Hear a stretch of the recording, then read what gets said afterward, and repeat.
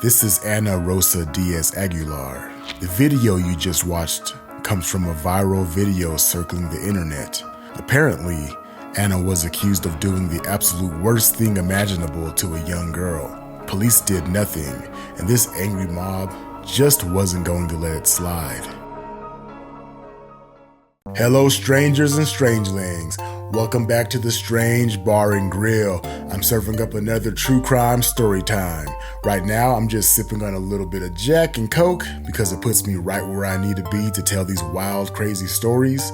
So pull up a chair if you like strange true crime and storytelling, then this is the place to be, here with me, JP. And as you follow along as I tell these wild, bizarre, strange true crime stories, I just want you to remember one thing. I've been drinking, but I ain't been driving. All right, let's go.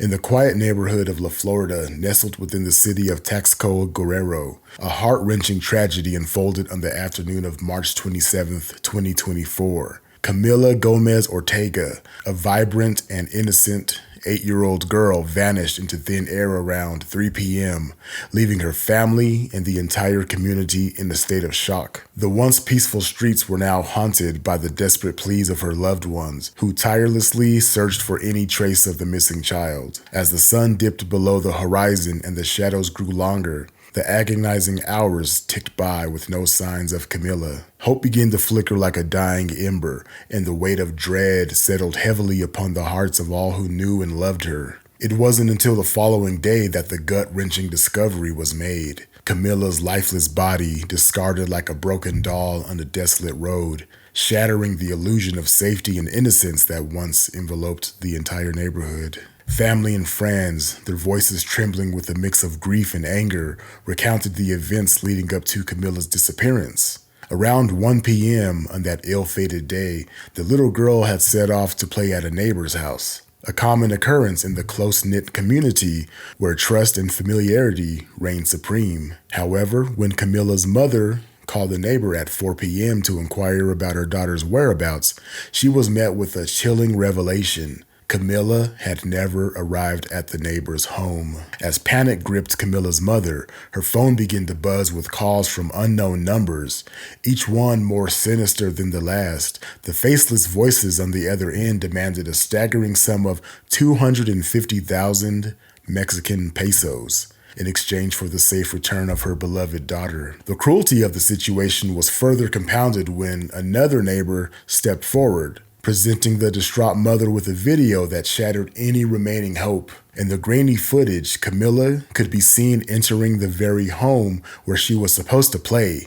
a home that now stood as a grim reminder of that betrayal and evil that lurked within. The video, which quickly spread like wildfire on social media, revealed a chilling scene. The neighbor, a woman who had once been trusted, was captured carrying a bag of dirty clothes out of her house, assisted by a man who lugged a suspicious black bag. Together, they callously tossed the items into the trunk of a waiting taxi before speeding away, leaving behind a trail of unanswered questions and shattered lives. Relatives of the little girl, their hearts heavy with dread, had speculated that the black bag might have contained Camilla's body, a thought too horrific to bear. Driven by a fierce determination to uncover the truth and bring the perpetrators to justice, Camilla's family and neighbors rallied together and descended upon the local police station, demanding action. Their efforts were not in vain, as the taxi driver was swiftly apprehended, and under intense interrogation,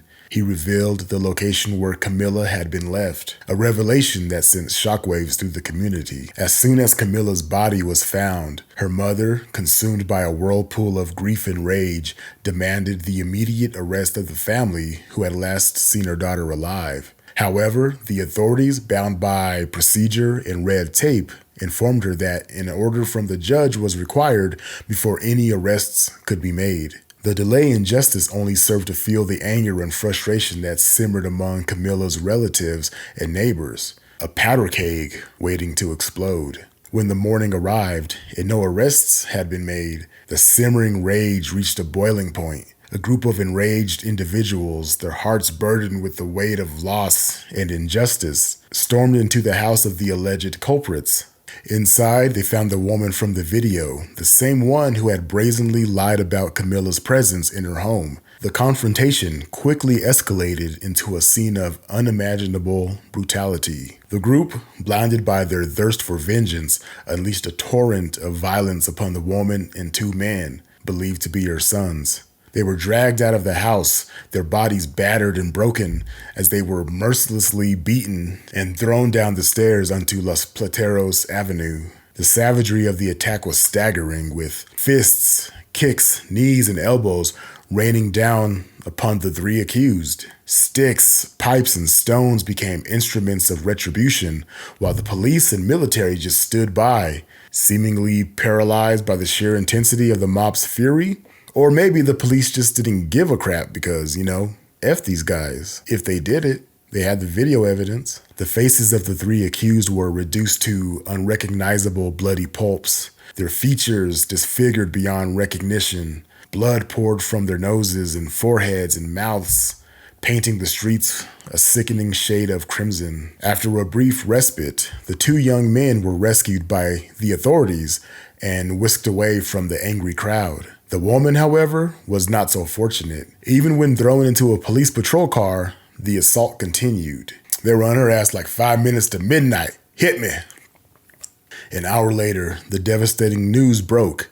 The woman, accused of kidnapping and murdering Camilla, had succumbed to the savage beating she endured. She was later identified as Ana Rosa Diaz Aguilar, a name that would forever be etched in the annals of this tragedy. Almost simultaneously, the government of Guerrero announced an operation to locate and secure the alleged perpetrators, a hollow gesture that rang empty in the face of the mob's swift and brutal justice. Everyone knew where the accused were, yet no authority intervened to stop the lynching, only securing them after they had been subjected to the full force of the crowd's wrath. In a shocking display of insensitivity, the mayor, Mario Figueroa Mundo, dismissed Camilla's murder as a small act of violence, a statement that further inflamed the already raw wounds of the community grappling with the loss of an innocent child.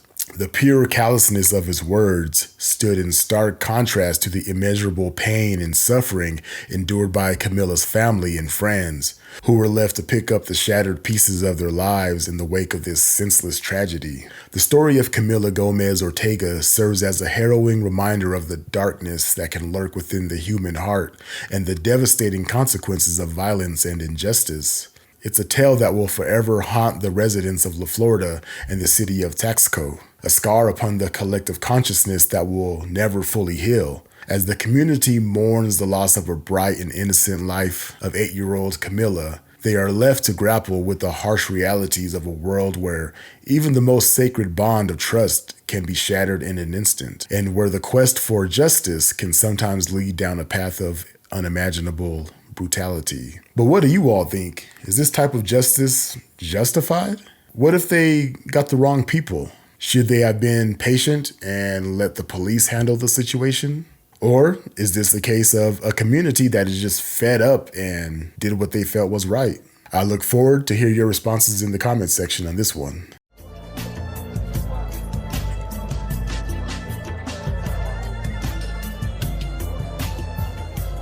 All right, guys, that's going to be it for today. Leave a comment and let me know what you guys think of today's story. I'm really interested to hear your guys' opinion on this one. And if you're new to my channel, then maybe consider subscribing and joining that SBG family. So until next time, be safe, be good.